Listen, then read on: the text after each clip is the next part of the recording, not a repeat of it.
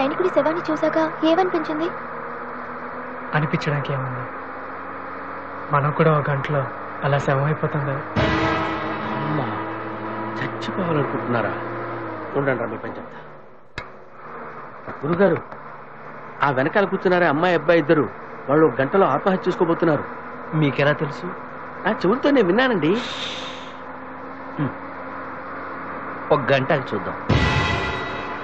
గంటకి చూడమంటాడేంటి? ఏదో ఒకటి చెప్పి రక్షించాలి గాని.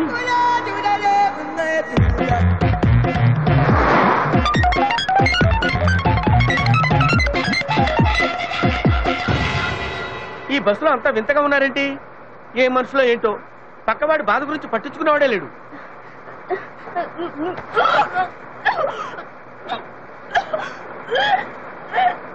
ఏ మల్లేష్ బస్ అప్.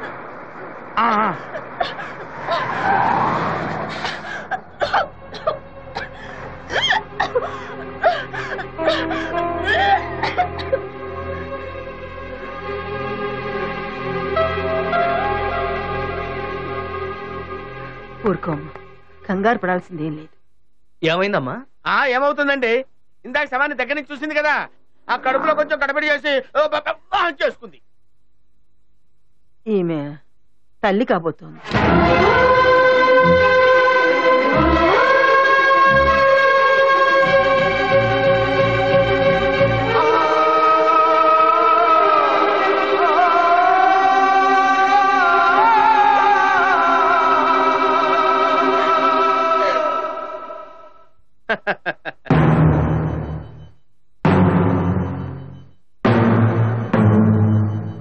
అదేమిటి నాయనలారా, ప్రపంచంలో ఎవరైనా గర్భవతి అయిందని తెలిస్తే ఆనందిస్తారు గాని మీరేమిటి ఇలా బాధపడుతున్నారు? ఏమిటమ్మా అదేమిటి తల్లి? తల్లివి కాబోతున్నందుకు ఆనందించాలి గాని అలా బాధపడతావేమిటి? స్త్రీ జన్మ సార్థకం చేసుకుంటున్నావమ్మా. ఈ విషయం మీ భర్తకి బంధువులకి తెలిస్తే ఎంత ఆనందపడిపోతారు. సారీ తల్లి, నిన్నేమన్నా బాధపడితే నన్ను క్షమించమ్మా. చూడమ్మా, నీ సమస్యలకి పరిష్కారంగా నువ్వు చావాలని నిర్ణయించుకుంటే మా అందరితో పాటే నిన్ను తీసుకొచ్చాం.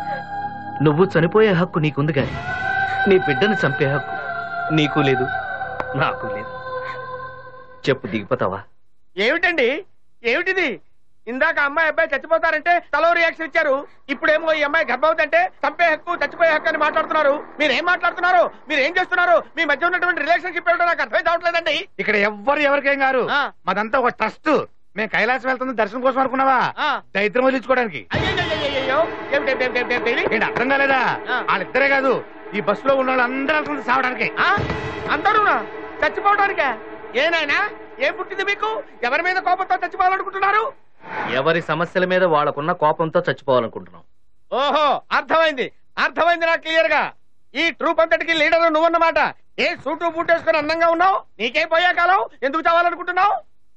అయినా ఇలా కలిసి చావాలని ఎవరు చెప్పారా? ఇలా కలిసి చేస్తే నరకానికి వెళ్తారు తెలుసా మీకు?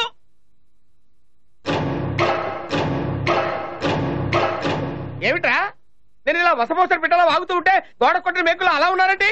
ఒక్కడు సమాధానం చెప్పడే. అయ్యో, నన్ను ఎందుకు ఎక్కించుకున్నావురా? స్వర్గానికి దారి చూపిస్తామేమోనని. నేను స్వర్గానికి దారి చూపించడం ఏమిట్రా? నీ అమ్మ గడుపు మాడ. అందరికీ మోక్ష మార్గం చూపించేవాడు మీకే ఆ దారి తెలీదా? నువ్వు ఉండవయ్యా, అడిగి తగ్గనం పెట్టించుకోవడం అంటే ఇదే. పోలి మీ దుంపలు దగ్గర నన్ను నాశనం చేసేటట్టున్నారు కదరా. రేయ్, పోలీసులకు చెప్పి పోలీసులు పట్టించకపోతే నా పేరు ధనంజయ శాస్త్రే కాదు. మీ అమ్మ గడుపులు మాడా. పోలీసులు పెట్టిస్తా. ఏదో 4 మాటలు చెప్పుకొని బతికేవాడిని, ఇలా చచ్చిపోవాల్సి వస్తుంది అనుకోలేదురా. రే, కలికాలం అంటే ఏంటో అనుకున్నాను, ఇలా కలిసి కట్టుకొని వస్తారనుకోవట్లేదురా. చూపించమంటే దారి చూపించంటావా? చూపిస్తానా నీకు అసలు దారి? ఏమిట్రా, నీకు దండం పెడతాను. ఇదో పెద్ద చెప్పవే బాబు.